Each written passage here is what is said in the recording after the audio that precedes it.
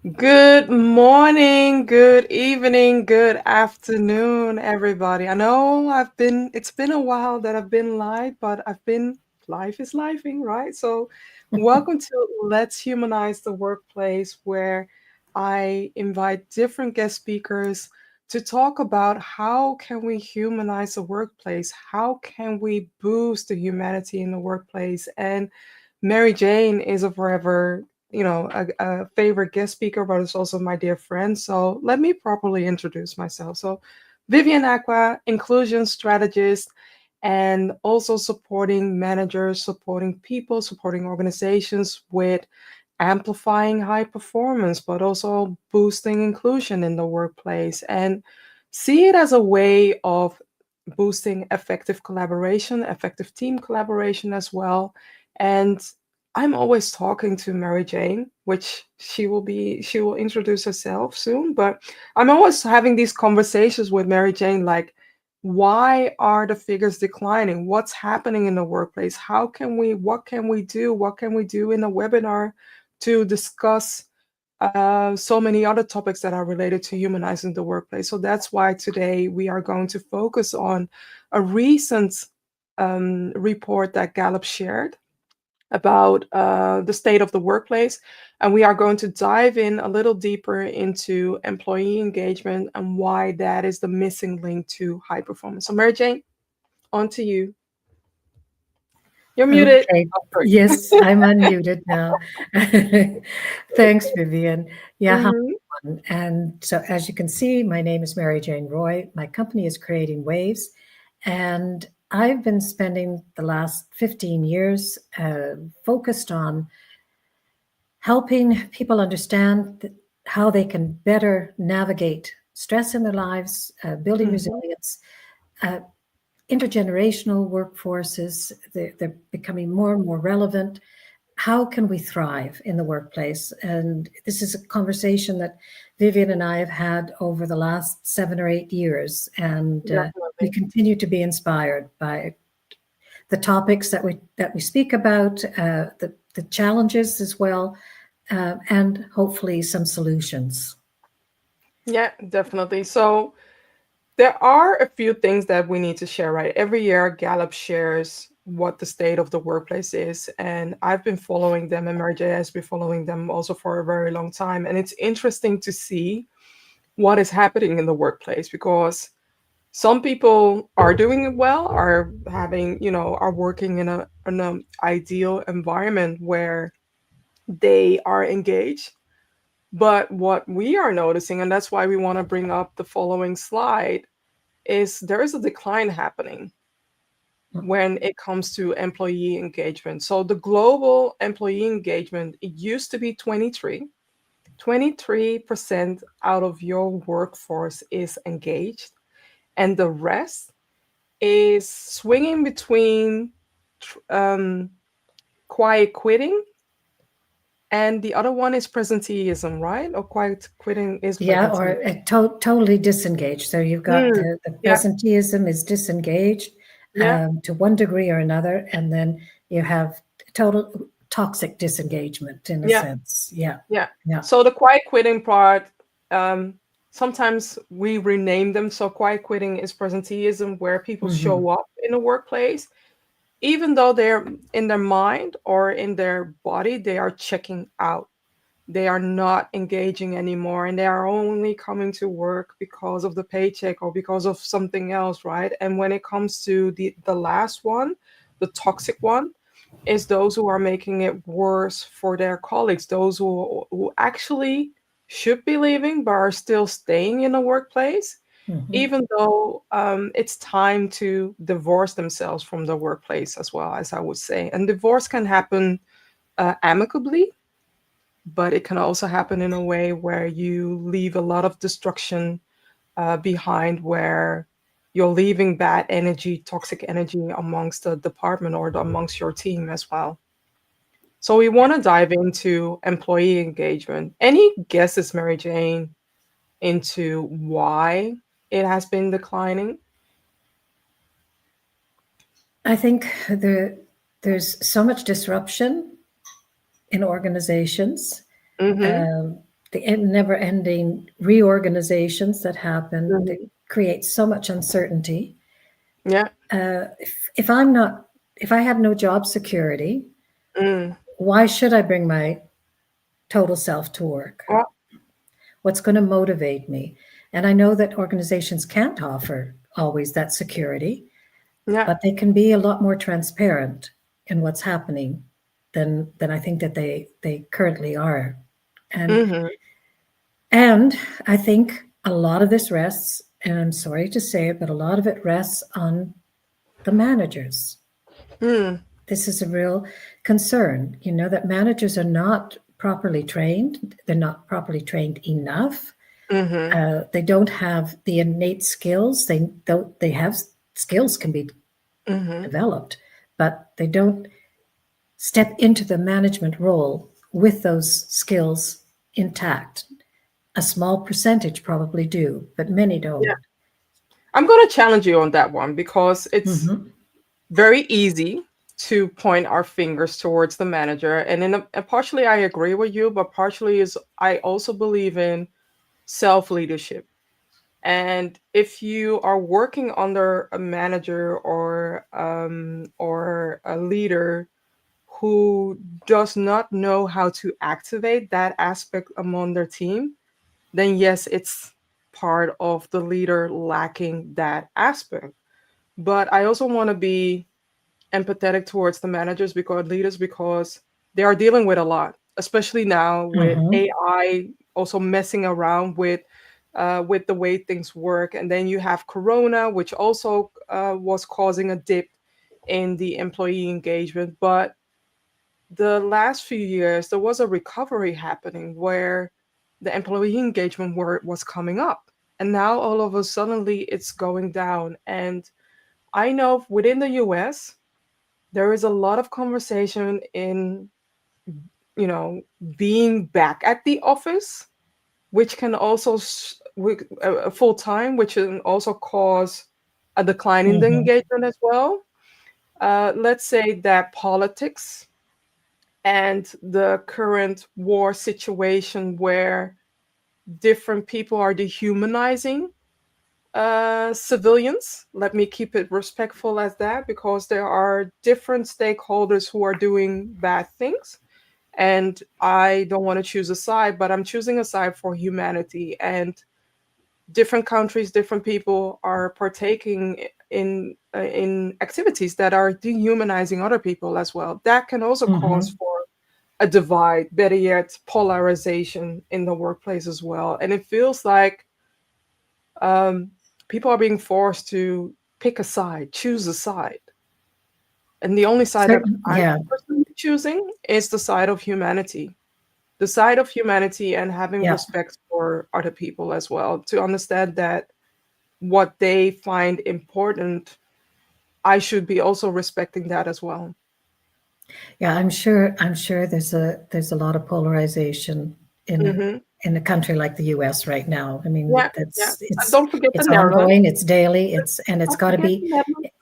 It has to be manifesting itself in the workplace. Yeah. Yeah, let's call a spade a spade. I mean, Hmm. um, it, and so yes, I think all of those reasons. But and it's not that I'm wanting to put blame, but I Hmm. think organizations underestimate Yes. what's True. required to be a Yeah. good leader, a good team Yeah. leader. Call them a manager, Hmm. but yes, and the managers are suffering for it. Hmm. They've Definitely. experienced the biggest drop in Yeah. engagement, the highest in burnout. So Yeah. um, let's Also, their face it. tasks are different, right?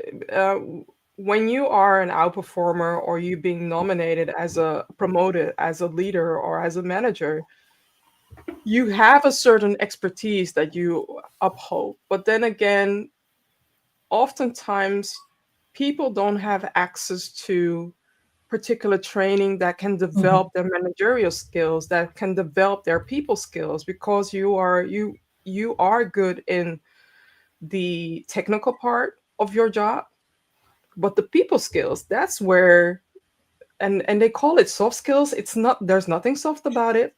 No, It's about they're connecting with the hardest to people. learn.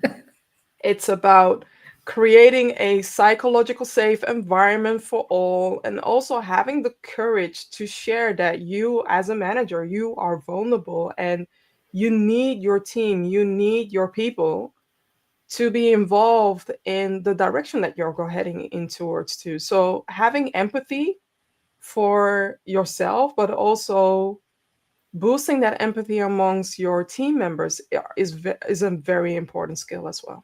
Absolutely, absolutely. Yeah, And I think that those conversations are missed yeah, in many workplaces, yeah, amongst many teams. yeah. I think too, um, Mm, the uh, the fact that it requires really good communication skills to do this, mhm, to achieve this yeah, within a team.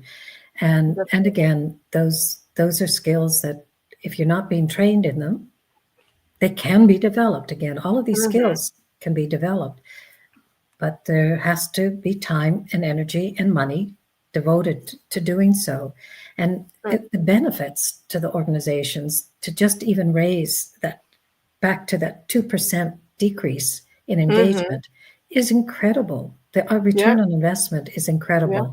So yeah, it behooves an organization to really analyze what's needed and not continuously survey your personnel and then do nothing Or about find engaging the ways to results survey them. Find or find engaging engaging. ways Yeah. to survey them, because when I come into, and Gustavo, I've seen your question, so I will bring it up very soon. But when I come into the workplace and I ask them like, do you know what the temperature is when it comes to inclusion or when it comes to high performance? They don't know that. So when I come in, do my training, I sneak attack or sneak in a Trojan horse question or a few questions where they can immediately use that as a temperature check for, see, we need to do this, or see, this is the Hmm. sentiment of the people, where my survey isn't a survey, even though it's a survey question, it's an engagement question. It's the interactivity that I try to bring in when I use my tool, when I provide training as well. So, I do the same now. You've introduced me, of course, to yeah, Slido, of course. uh, and so I do introduce it. Asking questions Mhm, about in the past week, what would you say your mhm. stress level is on a level from 1 to 10, and Exactly, or exactly. I also did how safe do you feel in your Mm, team? I've done yeah. that recently in a training, and the manager was really quite shocked to see the Mhm. results. So Yeah, the it beautiful, can be just a spur of the moment, but it gives yeah, that wake up call. All right, we have to give attention to this. yeah. This is something that's lacking, And the beautiful thing is that Mary Jane and I, and it's we anonymous. And it's anonymous. Huh? I just wanted to say that. I just wanted to say that because the beautiful thing about this, using us as a bridge builder between checking in or doing a temperature check within your team or within your company, is it's anonymous. So Hmm. people are not being penalized for sharing their truth. I do always share, or we do always share, like, keep it respectful. Whatever you share, keep it respectful, but Hmm. please show up your truth. We have a question. We have two comments, by the way. So Oh, Gustavo great. is sharing. I'm always puzzled with one question: why people are happy on their day one, but fade out as they discover the truth. Yes, this is the Hmm. job honeymoon aspect, what you're talking about. So the Hmm. lack of leadership trust, unrealistic expectation, and stagnations. And one way that I address it is, that job that you like, and in the beginning, it has all the glitters and the glamour. It looks like the perfect carrot cake. But then when you open it up after 1 or 2 or 3 months, you see that particular elements or ingredients are missing to make that first taste of the carrot cake really yummy. You notice that there are elements missing, and that is when you have reached a different phase of your job honeymoon, because you're seeing the cracks within the mirror, where you're noticing like, okay, but I was promised this in a conversation and within my onboarding, if you had an onboarding this was also shared, but yet I'm lacking the I'm lacking the um, how do you say it? I'm lacking the mandate to do things, or I'm lacking the So you don't have the ownership. autonomy. Yes, the autonomy to do things or to wait upon other people making the decision, right? So, and Ali, I want to say a comment like Ali shared, like they see what mask you have Mask. put on, but then shared the following, like I meant the real truth, what some employees have to do to be one of Ah, them later. Yeah. yeah, Thank and you, that's Ali. part of the inclusion process, isn't it, Vivian? I Yeah. think Yeah. Yeah. might not be the only answer, Yeah. Gustav, but True. it definitely is uh, I was speaking with someone last evening at a networking event, and she was Hmm. sharing that because their organization works in different parts of the country, that employees who might have a different sexual orientation, Yeah. um, they're certainly not free in some countries to No. express True. themselves, bring their whole selves to work. You Mm. know that, Yeah. and it's costs a tremendous amount of energy Hmm. for people to have to put that mask on when they go to Yeah. the office Yeah. and or dealing with True. clients. Or yeah, so the whole aspect of yeah feeling that you can bring that part of yourself to work, Hmm. whatever that part is. It's hard. It's hard. Yeah. A lot of organizations expect the mask to be put on, and it's impossible. You can't leave your emotions at the door. True, and a lot of organizations or a lot of environments don't take into account how important psychological safety is.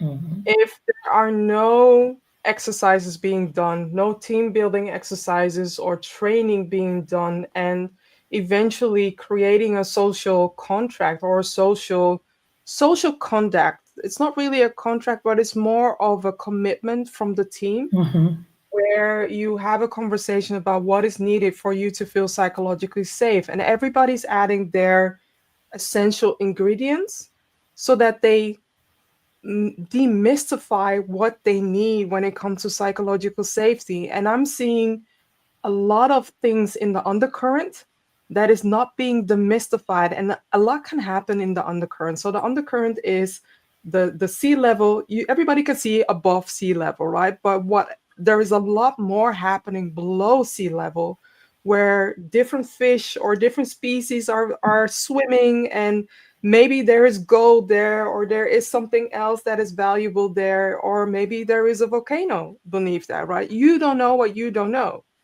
But to have somebody come in, like people like us, like Mary Jane and I, to have somebody come in and have that conversation where you bring in an external facilitator, and that external facilitator, the person leaves eventually as well. So we are okay with holding space, but also holding the space for psychological safety and Mhm. tap into what it is that your team members would like to have, and ask the questions that maybe you as a manager, because your position, or within somebody from another department, because of their influence and position and power, that people feel afraid to answer that. Mhm. Absolutely. Yeah. Yeah. There was one Yeah. thought that popped into my mind, but I'm going to have to recover it because it's gone. Yeah. It'll come back. It was another aspect of this to Gustav's question, but let Hmm. me come back to it if I'm Definitely. popped back in again. I also want to share, Ali, thank you for sharing. You mentioned in a comment that it's also about Black people the most. I do have to say that I want to be cautious about this, because a lot of people from different underrepresented groups are affected by this as well. And I know that a lot of people of color are predominantly affected by this as well. And it's also hindering them from being promoted, it's hindering them from getting access to level up, it's hindering them from getting the wages or the salary that they deserve, right? So Mm. I do want to address that. Check in with yourself. It's almost the end of the year, and I do this yearly, but it's almost the end of the year where you can go through your relationship with your work, with your colleagues, and think about, does it serve me? Does it serve the team? Who am I as a leader? Whilst you don't hold the official manager or leadership title, everybody within the company is a leader, because it starts with self leadership and you're leading yourself. You are making decisions on behalf of yourself. If that's not the case, then that's a whole nother situation. But you are leading yourself to your work. You are doing what you're doing because out of self leadership. So check in with yourself. Yeah. What do You you know, need? oh, sorry, Vivian. I just want to, you Mhm. made me, when you use the term check in with yourself, but Yeah, it's really important taking time each and every day to self reflect, what went well, what didn't, and what went well and why did it go yeah, well, yeah. what didn't go well and Mhm, why, so that mhm. you start to you get to know yourself. You have to Yeah, have a yeah. greater self-awareness in order to Mhm. have any sort of personal self-leadership. True. And if you can't lead yourself, then you absolutely are not going to make a great leader of Yeah. others. So it does start with yourself. Absolutely. Yeah.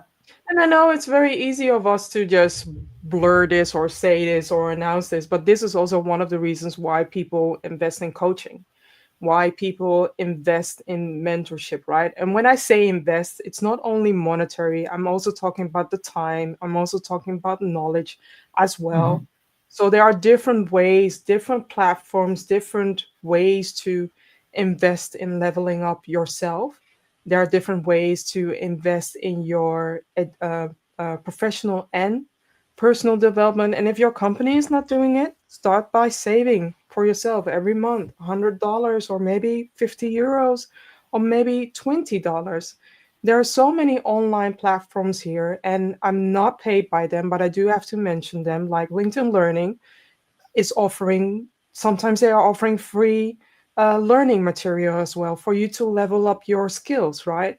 And another platform is Coursera, is also Mhm. offering a lot of value for you to be able to level up yourself so that you don't hold yourself back. So I see a lot of comments coming in. So Ali saying Okay. respect has no color. I, Yes, I agree with absolutely. you. And indeed, you lead or let or be led. Yeah, Yeah. yeah, Yeah. definitely. And then Gustavo, beyond psychological safety, should HR managers go deep on people needs beyond the work environment? I mean, is the one fits all practices not fit for ideal needs? I mean, Gustavo, I love it that you're sharing this question. Mary Jane, do you want to start with answering? Again, it's about humanizing the workplace. Hmm. Yeah, So, and again, you can't park your personal life outside the door. yeah. So, having that relationship, whether it's HR or whether it's your team lead, a manager, there should be a space allowed where if you are struggling outside of the work environment, that it Hmm. can be discussed, put on the table. Again, I spoke with another woman last night, and she's a new mom, and she said, her manager has just been great. She understands what it's She's like. very lucky.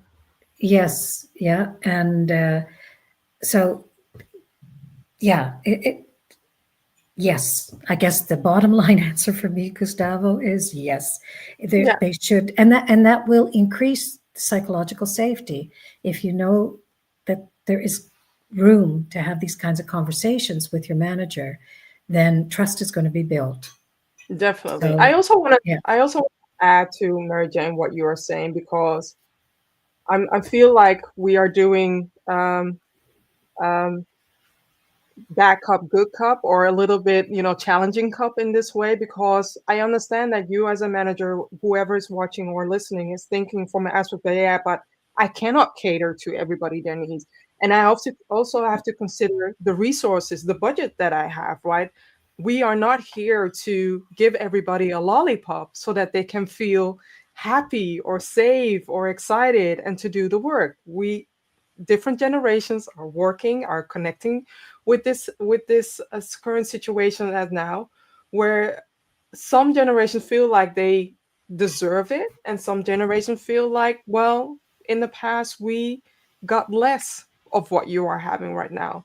And I would say let's meet each other in the middle, because it's very important to consider the company, the organizational boundaries, the budget, what can be done within the boundaries of the organization, within the boundaries of the team, and stretch yourself in that way to look up those boundaries, to see what can happen, to see what is manageable, because not everything has to be monetary, not everything it is expensive, but however, think also. Conversation is free. Yeah, Conversation is true, free. true, true. Conversation is free, and otherwise, invest in an external facilitator as well, and Yeah. invest in an external trainer as well.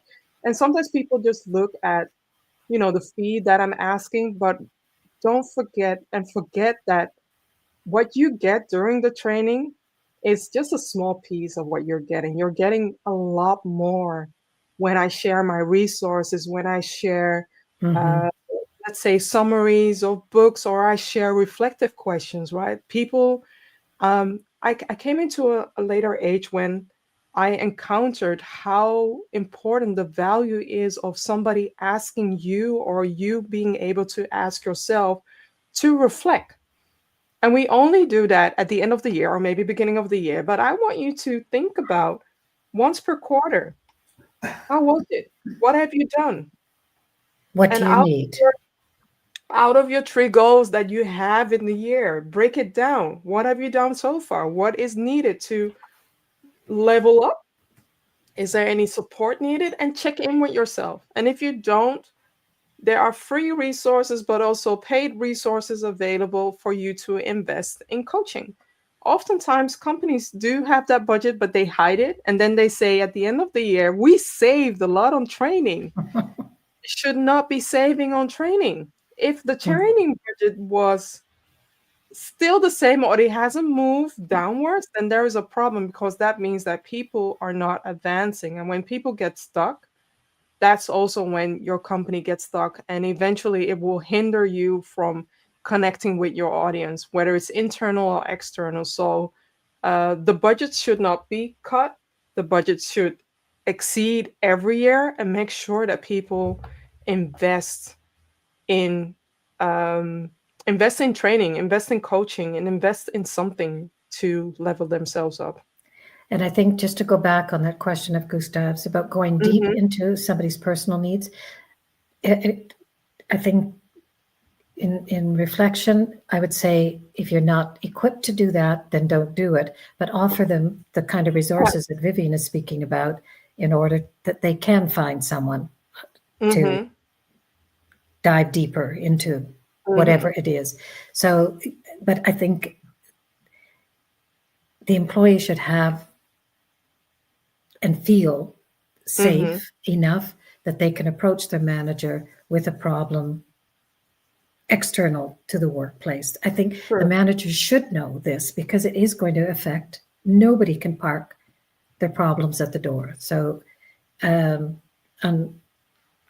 maybe I shouldn't say no one, but I'm going to say very few people can park those kinds of problems at the door.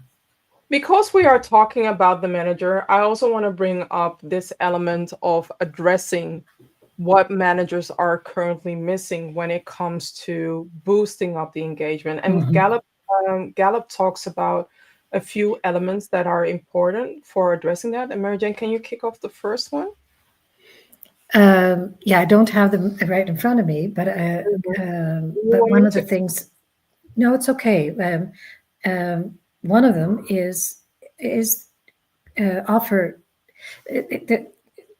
out of this survey that Gallup did, Hmm. 44% of managers globally said they've not had any management training at all. Yeah, So they've been yeah, promoted into a position where they've not had anything anything to guide them. And yeah. so again, provide your new managers with initial training, but also ongoing training so that they True. can develop their management skills further and deeper than what they're stepping into the role as. Sure.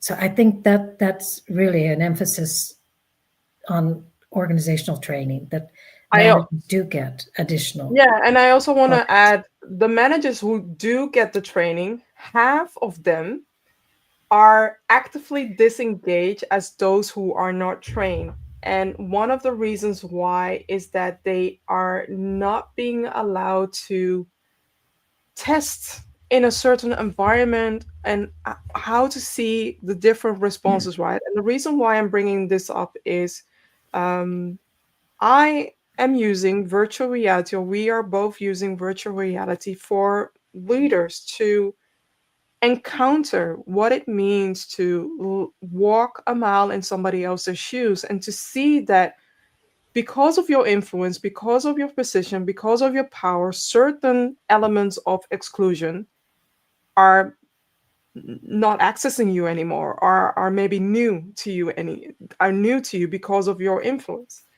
And along the way, sometimes managers forget, or sometimes managers have never encountered that levels of exclusion or maybe microaggression as well, but forget that their people might be dealing with that.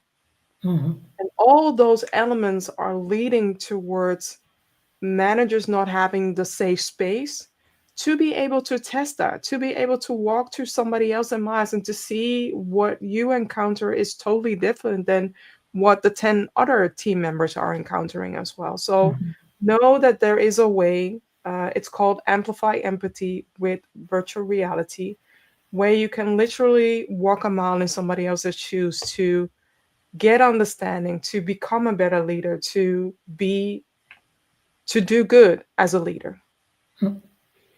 Yeah, for a huge number of participants that have Mhm. experienced the VR experience. Yeah. It's actually almost a visceral response Mm. because Immersive, when you yeah. have when you have those immersive, and Mhm. the brain doesn't differentiate. The No. glasses tell the brain that you are the person who is on the receiving end of Yeah. bias or discriminatory behavior, and Mhm. it awakens the same sort of feelings in the observer who's Mhm. experiencing this as for if it was happening to them in real life. So yeah, Sure. it And that is because very powerful tool. we are using realistic scenarios with real people. We Hmm. don't use avatar because of the fact that not everybody is a gamer and not everybody can connect with an avatar person. So know that it is available. Number two is teach managers effective coaching techniques, right? Because a lot of the managers don't yet have the people skills to boost their team into effective collaboration and boost their performance as well. I still in reading that particular solution, I think Mm-hmm. my mind immediately went, Vivian, to our interview with Julie Winkle-Giuliano when they Mm. Yeah. published the Yeah. book a few years back, Help Them Grow or Watch Them Go. And I can Yes. highly recommend it. But what I love about it is that they also have, because they know how difficult asking good questions can be, Mm. it's a Yeah. skill to ask a good Yeah. question of someone. And they provide, I think, 100 different questions that a manager can use in order to elicit an understanding of where that team member is in at Mm-hmm. that moment. So again, it's an automatic go-to for me. And Oh, definitely. yeah, Definitely. And yeah, it goes also to the same saying of the CEO of Virgin Atlantic that talks about, and I'm going to look up the quote. If you, I'm going to look up the quote, but because now I'm mambling and I want to know, Richard Branson was yeah. talking about um, certain leaders were addressing like, I don't want to see them leave, but if people are staying within your company that are hitting the quiet quitting element or are hitting the element where they are intoxicating the culture within their team, you would not want them there. No. And it's also in a way, it does something to at least to me, to my ego as a manager or as a leader, that somebody's excelling to a different role. Why should I not help them, right? It's not, they are not mine to keep forever. They are not my precious from the Lord of the Rings, right? Yeah. You know, I never read that series of books. I never. I didn't read it. I watched the video. Okay.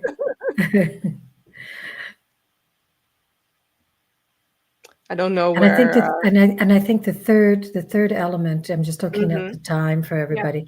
That the third Mm. element is the ongoing management training. I Yeah. did mention it earlier, but that was also a recommendation. Um, 3 actions for leaders that you'll Mhm. find in part 3 of the Gallup report. Yeah. So again, the emphasis, it's all about developing skills, Yeah. management skills, leadership skills. I yeah, I'm almost sorry that we still have the word management in our Mhm. vocabulary, but I remember Bob Chapman. He's the CEO of Barry Weimiller, I think Barry Weimiller, and he was speaking at Nyrode University here in the Netherlands. Mhm. That was pre-COVID. His book had Mhm. just come out, Everybody Matters, Yeah. and but he said he asked this group of people who had studied at Nairobi, alumni who were present, and students and guests like myself, and who here likes to be managed? And Mm. not one hand went up, you know. Yeah. So it is about leadership. It is Yeah. about carrying leadership, in his Mhm. words. And Yeah. so yeah, it's I agree. there are, as it shows here, that if you do invest in best practices within your organization, there's a huge difference in employee engagement. Yeah. All right, so Yeah. it it it Start does pay off. somewhere. And if you don't know how, know that you can reach out to one of us to connect and have a Hmm. conversation about, okay, what can we do, right?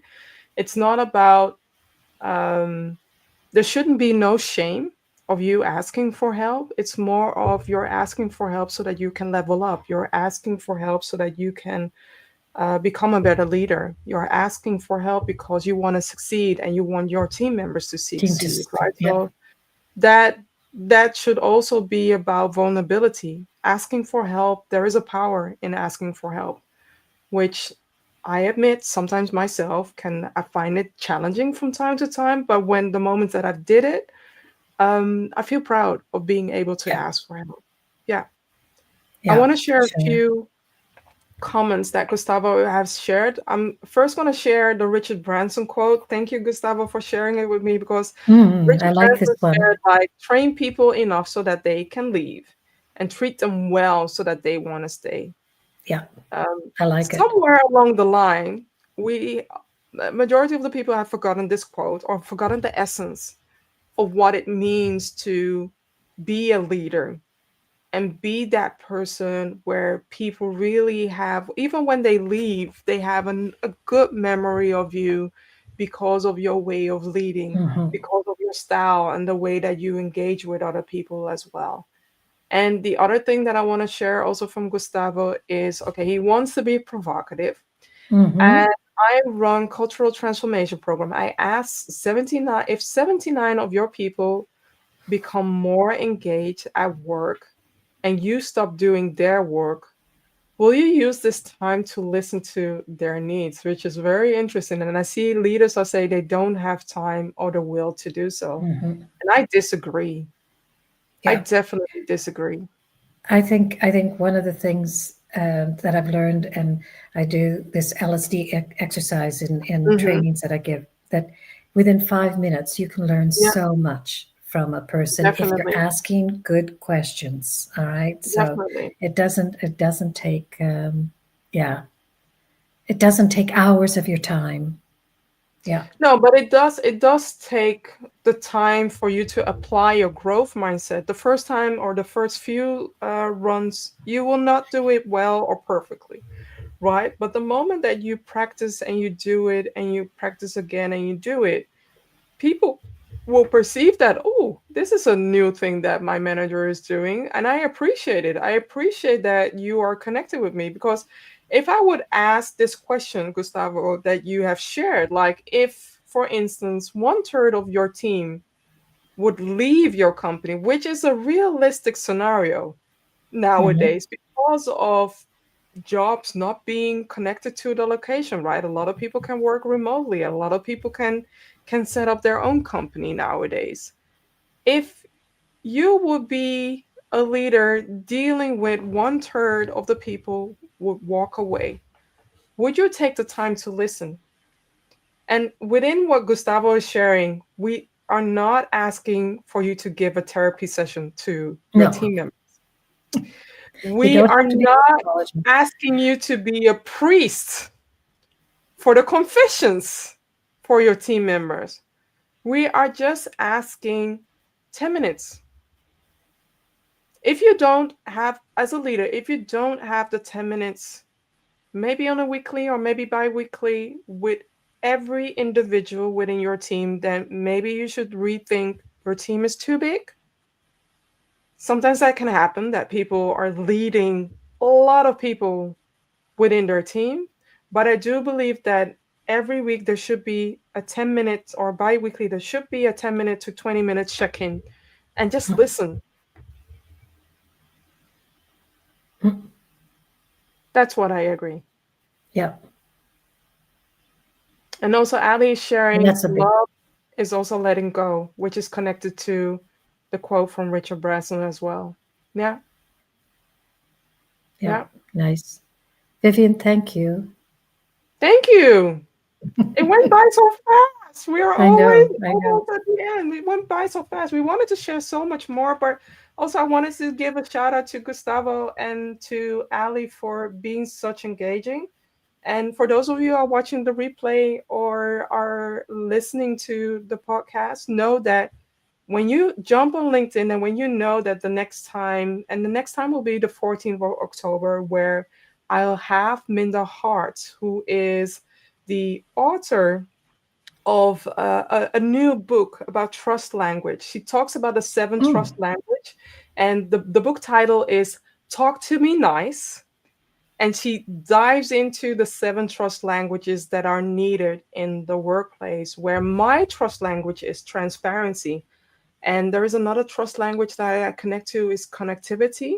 So we are going to dive deep on the 14th, and know that, be there, because I will include you. As you see, I included Gustavo, I included Ali, and I'm also seeing one question, including Janet as well, because she's popping up with one question. So Janet, mhm, thank you for being here.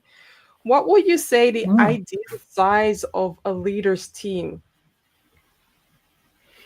I have no input on that one, Vivian. No, but I do want to say that ideally, the ideal situation, and it's similar to how we lead teams, if you're leading an expertise that needs much attention, I would say 8 to 12, because then you can divide your attention.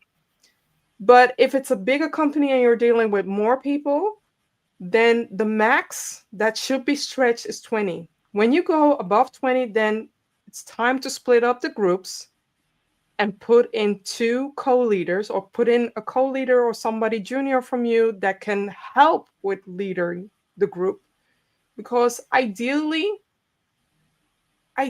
though, to lead a team and to be an effective leader, the smaller the team, the better you can lead. And a team, I mean, a minimum of the team should be 5, and a maximum for one person to lead should be 20. Mm, Maximum. But my yeah, sweet spot though is makes 8. sense. But yeah, I had the number 12 in my head, but I didn't know where Mhm. that came from. You know that Yeah. yeah. I think the number 12 is also our max capacity when we train, when we do a deep dive training, the max capacity, especially for virtual reality. In some cases, depending on the topic, we do 12, but the majority of the sessions we do 10, because we need to be able to support those who are going in through this immersive experience, which is doing a lot. And the second thing is also about connecting, right? Brain and connecting. And I see Gustavo. Thank you, Jeanette, for asking. I see Gustavo also Mhm. sharing a sweet spot from Simon Sinek, and he talks Mm, about the span okay. of serve. So the size today is a span of control is 6 to 10. See, Yep. ideally. So the more people you Nice. serve, the less of the less of an ideal manager you can be or leader you can be, because you also have to see that beyond being a people leader, you also have to do your work. Hmm. It's just like the Indian statue that has 12 hands or like 10 hands in one, right? That's what leaderships are about. And Jeanette says she's had debates. Yes. Hmm. So now that's my opinion. You saw Gustavo's opinion, and Mary Jane also shared her insights as well. I hope that you can it's helpful for the debate. But then again, use the stats from Gallup. Use Yeah. the stats from Gallup. If you're seeing a decline in engagement, if you're seeing an uprise in absenteeism or people calling in sick, or you see an uprise in people walking away from the company, those are also triggers. And also checking with yourself as a leader. How do you feel Most, at the end of the day? yeah, How most do you feel important on a also. Sunday afternoon or evening? Are you excited to go to work? Or do you need to prep yourself energy wise to go to work? All those things also matter when it comes to boosting the employee engagement within your team, because how you show up can also be affecting the way your team is perceiving you, or it's affecting the team mood, it's affecting the culture as well. And I'm not asking you to be happy, happy, joy, joy every time, because you are Right. human and you We have don't want emotions. that. Yes. But be honest about them, and also create that safe space for yourself and the team members to process the different emotions that can take place in the workplace. And on that note, We'll stop. Thank you for listening. I can go on and on and on. I can go on and on. I think this deserves a part two, Mary Jane. yeah, there could very well be. Yeah. Yeah. We'll talk about it Absolutely. soon. I think this deserves a part two. So thank you, everybody, for listening. Yes. And until next time, Yeah. bye, And thanks for everybody. your questions and comments. Bye.